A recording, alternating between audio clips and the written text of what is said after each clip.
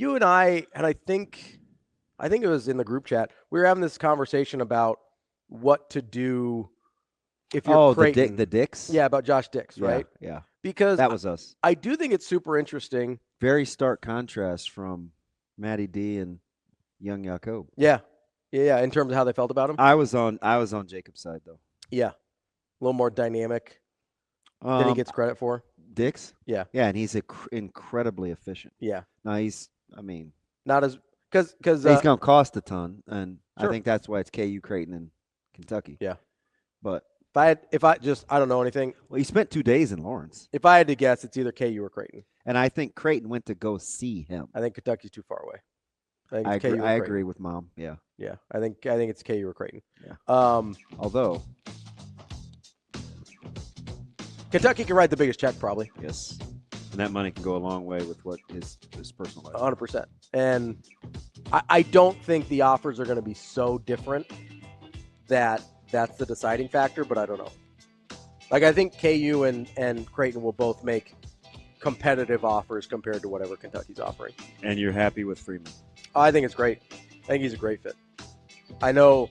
Hands should be good to go. I think some Iowa fans are kind of poo-pooing him on the way out. Sour grapes. Yeah, and I don't. Yeah, I'm not worried about it. Also, Mac's pretty good at that. Yeah. I've questioned some of the decisions. You trust that guy? Yeah, I mean, I do too. I've I've questioned some of the decision making on personality types before, and it's always been okay. So he's got a knack. He's got a very good sense. You could make the case. Yeah, he's the best. Certainly one of the best in the country with portal additions. Oh, 100%. I mean, in the country. We could go through the list, and we don't have to, but I love the Owen Freeman addition. But I do want to get into this conversation when we come back about getting roster fit needs versus best available, because that's where Josh Dix came up in my mind with Creighton. Don't know if positionally he's a huge need, but he definitely is the best guy available to them right now. Yeah. We're talking about roster construction with Creighton and Nebraska. Little news from Joe Tipton as well. Nik Graves from Charlotte is visiting Creighton today and tomorrow.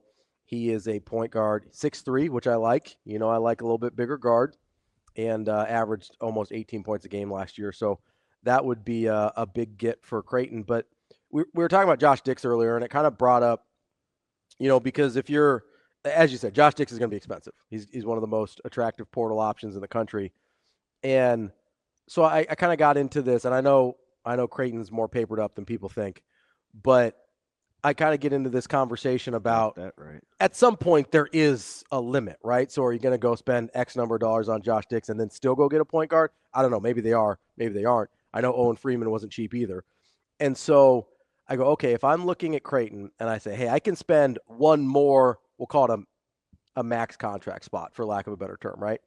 I can spend one more max contract spot. Do I go best available player with a guy like Josh Dix, or do I go position of need at a point guard spot? Because I want to be consistent here, and I found myself sort of drifting away from the argument. Because with Nebraska, part of what I bemoaned about their portal strategy is it didn't seem like they really were putting rosters together that made sense. And with Creighton, I'm like, I think you kind of just take Josh Dix and figure it out. So those two things are opposites. I'll bail you out why, if I were going to think like that, what the catalyst would be. It's because I know what Creighton's trying to do offense or as a basketball team. 100%.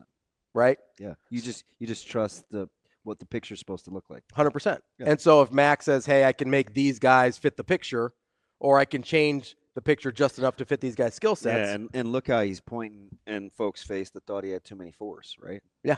So 100%. It worked out just fine. And I didn't really have an issue with it. I was like, well, you can move Jason to 3 and Jackson can do this. And they haven't really done this yet. I still think Isaac Trout can play small ball 5 in certain situations if you need him to. Shane, have we checked on Kim this morning?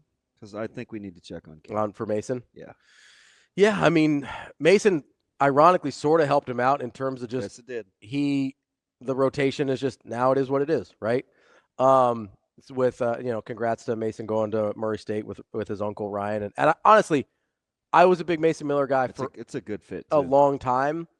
I hope he does well. I hope whatever happened this year at Creighton, he's able to sort through that and be successful again, because I was as big of a Mason Miller fan as there was up until this year. I was like, I don't think you can play that guy anymore.